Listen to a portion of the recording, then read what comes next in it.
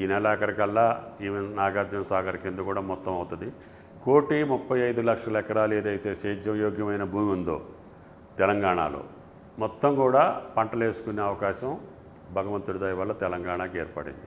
కాబట్టి ఆ యొక్క పంటలన్నింటినీ సమృద్ధిగా కాపాడాల్సినటువంటి బాధ్యత కేంద్ర రాష్ట్ర ప్రభుత్వాల మీద ఉంది. అంటే గతంలో కంటే ఈసారి క్రాప్ పెరిగిందా, పెరిగితే ఎంత పెరిగింది? ఓన్లీ అంటే వరి పెరిగిందా లేకుంటే మొక్కజొన్న కూడా పెరిగే అవకాశం ఉందా? ఏంది ప్లానింగ్ ఏంది సార్ వ్యవసాయ శాఖది? గతంలో వర్షాలను బట్టి కృష్ణా బేసిన్ ఒకసారి నీళ్ళు వస్తాయి, గోదావరి బేసిన్కి ఒకసారి నీళ్ళు వస్తాయి. ఒకప్పుడు గోదావరిలో మనకి ఆగస్టు కల్లా ఫుల్ అయితే సెప్టెంబర్లో కృష్ణా బేసిన్కి వచ్చాయి. ఇప్పుడు ఏమైంది, అడ్వాన్స్ వర్షాలు కురవటం, మేలోనే మనకి సమృద్ధిగా వర్షాలు పడటం, మెట్ట పంటలన్నిటికీ అవకాశం వచ్చింది. అది పత్తి కావచ్చు, మొక్కజొన్న కావచ్చు. దాంతో వర్షాలు కూడా అడ్వాన్స్ అయిపోయినాయి. 2 బేసిన్లు కూడా సమృద్ధిగా వర్షాలు కురిసినాయి. కాబట్టి అన్ని పంటలు ఏమాత్రం తేడా లేకుండా, ఇంతకుముందు ఒక నెల ఒక ఏరియా, ఒక నెల ఒక ప్రాంతం, ఒక నెల ఒక ప్రాంతంలో నాట్లు కానీ పంటలు కానీ వచ్చాయి. కానీ అదృష్టవశాత్తు వర్షాలన్నీ అన్ని ప్రాంతాలకు ఒకేసారి రావటం వల్ల రైతులందరూ ఒకేసారి అన్ని పంటలు వేసుకోగలిగారు. అది ఆనందమే. కానీ అన్ని పంటలకు ఒకే రోజు యూరియా కావాల్సి వస్తుంది. యూరియా కూడా అనుకున్న దానికంటే రైతులు ఎక్కువ వాడుతున్నారు. కారణం ఏంటంటే అది రేటు తక్కువ ఉంది, చీప్. 250 నుంచి 260, మన ట్రాన్స్పోర్ట్ తోటి 266 రూపాయలు ఉంది. మిగతా కాంప్లెక్స్ అన్నీ కూడా 1600 నుంచి 1800 దాకా ఉంది. అందుకనే రైతు అందరూ కూడా దాని మీద ఎఫర్ట్ చేయలేక చీపులో వస్తుందని చెప్పి యూరియా వాడకానికి అలవాటు పడ్డారు.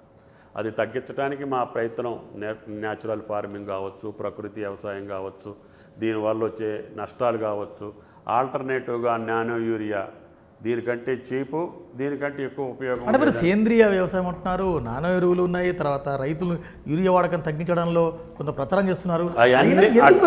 అన్నింటినీ రైతులు ఆస్వాదించాలి. మనం చెప్పంగానే జరగదు. ఇది ట్రెడిషనల్గా ఒక 20-30 సంవత్సరాలుగా ఈ యూరియా వాడకం తెలంగాణలో అత్యధికంగా వాడే అలవాటు అయిపోయింది. దాన్ని తగ్గించుకుంటూ పోవాలి. అట్లా అని చెప్పి ఈ రోజునే తగ్గించాలి అని అంటే కూడా రైతులు అలవాటు పడరు. నానో యూరియాకి కానీ, న్యాచురల్ ఫార్మింగ్ కానీ, ప్రకృతి వ్యవసాయం కానీ చాలామంది అలవాటు పడుతున్నారు. కానీ 1,35,00,000 ఎకరాల రైతులు అలవాటు పడాలంటే ఇట్ విల్ టేక్ టైం. రైతులు అనుభవపూర్వకంగా. మీరు కూడా స్వయంగా ఒక ఫార్మర్, రైతు, నిజంగా తెలంగాణ రాష్ట్రంలో యూరియా వాడకం ఎందుకు పెరుగుతుంది? మిగతా కాంప్లెక్స్ని కూడా అందుబాటులో ఉంచినట్లయితే అది 1500, 1600 కాకుండా దాన్ని కూడా ఒక 700-800కి తగ్గిమని చెప్పి అడుగుతున్నా. ఎవరైనా సరే మార్కెట్లో తక్కువ వచ్చేదానికి అలవాటు పడతారు కదా రైతులు. అది ఒక కట్ట తీసుకునే బదులు ఇది 4 కట్టలు వస్తుంది, 4 సార్లు వేసుకోవాలి. జనరల్గా మీ అంచనా ప్రకారం యూరియా ఈ రాష్ట్రానికి ఎంత అవసరం, ఎంత వాడుతున్నారు? 9,80,000 మీకు అవసరం అని చెప్పి కేంద్ర ప్రభుత్వమే ప్రకటించింది. ఈ సంవత్సరం ఈ ఖరీఫ్కి 9,80,000 మెట్రిక్ టన్నులు ఇస్తామని చెప్పి మాట ఇచ్చారు. ఏ నెలల వారీగా కూడా వాళ్ళు అలాట్ చేశారు. కానీ ఏ నెలలో కూడా సగానికంటే ఎక్కువ మాకు ఎప్పుడు సప్లై చేయలే. ఏప్రిల్, మే, జూన్, జూలై, ఆగస్ట్ ఈ 5 నెలల్లో కూడా మాకు ఏ నెలలో కూడా పూర్తి స్థాయిలో మాకు సప్లై రాలే. యూరియా కొరత ఎందుకు వచ్చింది? ప్రణాళిక లోపమా? పంపిణీలో ప్రణాళిక లోపం ఉంది, నిజమైంది? కేంద్ర ప్రభుత్వానికి అది చెప్పే ధైర్యం లేదు. నాకు తెలిసి చైనా నుంచి 70% ఇంపోర్ట్ చేసుకుంటున్నారు ప్రతి సంవత్సరం. ఈ సంవత్సరం 1,00,000 కూడా ఇంపోర్ట్ చేసుకోలేకపోయారు. వాళ్ళ పొలిటికల్ రీజన్స్ నాకు తెలియదు, అది అంతర్జాతీయ వ్యవహారం. అదేవిధంగా రష్యా నుంచి, ఉక్రెయిన్ నుంచి మిగతా యూరియా రావాలి. వాళ్ళు యుద్ధం చేస్తున్నారు, రెడ్ సీని క్లోజ్ చేశారు వాళ్ళు.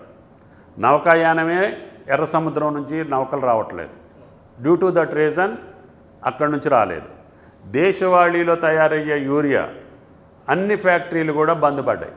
రిపేరీ అనుకోవచ్చు, ఓవర్ ఆయిలింగ్ అనుకోవచ్చు, లీక్ అనుకోవచ్చు, డిఫరెంట్ రీజన్స్ తోటి RFCL మన దగ్గర ఉన్న రామగుండం తయారైతే కూడా మాకు రోజుకు 2,000 వచ్చేది. అది లేదు. ఇప్పుడు 3 నెలల బట్టి ఒక బస్తా తీసుకోలేదు. పక్కనే నాగార్జున ఫర్టిలైజర్స్ ఉంటుంది ఆంధ్రాలో, అక్కడ నుంచి మాకు సగం వచ్చేది. ఈ 2 వస్తే ఉత్తర తెలంగాణకి, దక్షిణ తెలంగాణకి మేము అడ్జస్ట్ చేసుకునేవాళ్ళం. అవసరమైనప్పుడు ఇంపోర్టెడ్ కూడా తీసుకునేవాళ్ళం. ఇండిజినియస్ రాలేదు అంటే దేశవాళీ రాలేదు, చైనా రాలేదు, రష్యా రాలేదు, కేంద్రం మేము ఇవ్వలేకపోతున్నామని వాళ్ళు బహిరంగంగా తప్పు ఒప్పుకుంటే కూడా కొంతమంది అవగాహన లేకుండా, అర్థం లేకుండా మేమున్నప్పుడు అట్టుంది, లేకపోతే మేము మొత్తం పంపించామని పిచ్చి మాటలు మాట్లాడి రైతుల దగ్గర అపాస్పాలు అవుతున్నారు. రైతుల్ని ఆగం అంటే చేయడానికి మంత్రి గారు ఇప్పుడు మీరు చెప్తున్న సమస్య చాలా క్రిస్టల్ క్లియర్గా ఉంది. సమస్య ఇది, కానీ పొలిటికల్గా రకరకాల కాంప్లికేషన్స్ వస్తున్నాయి కదా. అందుకనే ఏ రాజకీయ పార్టీ అయినా నేను చెప్తున్నా, మాకు రావాల్సిన 9,80,000లో 5 లక్షల చిల్లరే వచ్చింది, 3 లక్షల డిఫిసిట్ ఉందని నేను ధైర్యంగా చెప్తున్నా.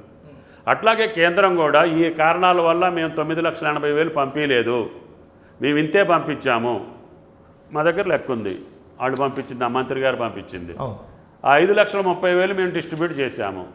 బ్లాక్ మార్కెటింగ్ అన్నా ఇంకోటి అన్నా మాకు ఆన్లైన్లో పొద్దుపూట డీలర్ గారి దగ్గర ఎంత స్టాక్ ఉంది, ప్యాక్స్లో ఎంత స్టాక్ ఉంది, ఆగ్రోలో ఎంత స్టాక్ ఉంది, మాకు ఆన్లైన్లో వస్తుంది.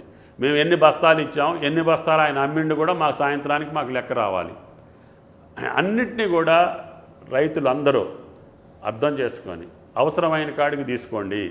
మళ్ళీ వారం రోజుల్లో మళ్ళీ 2వ కోటాకి 3వ కోటాకి కావాల్సి వస్తే మళ్ళీ ఒత్తిడి తీసుకొచ్చి మేము తీసుకొచ్చి. మంత్రి గారు, అంటే రైతుల ఆందోళనలు, చెప్పుల క్యూలు, పుస్తకాల క్యూలు ఇవి కొత్తనా లేకుంటే గతంలో ఉందా? ఇప్పుడే మీరు అధికారంలోకి రాగానే, తుమ్మల నాగేశ్వరరావు వ్యవసాయ శాఖ మంత్రి రాగానే ఈ ఆందోళనలు వస్తున్నాయా ఏంది? రాజకీయంగా దివాళా తీసినటువంటి పార్టీలు, రాజకీయంగా గతంలో ఏ రకమైనటువంటి కార్యక్రమాన్ని సక్రమంగా నిర్వహించలేక దివాళా తీసినటువంటి పార్టీలు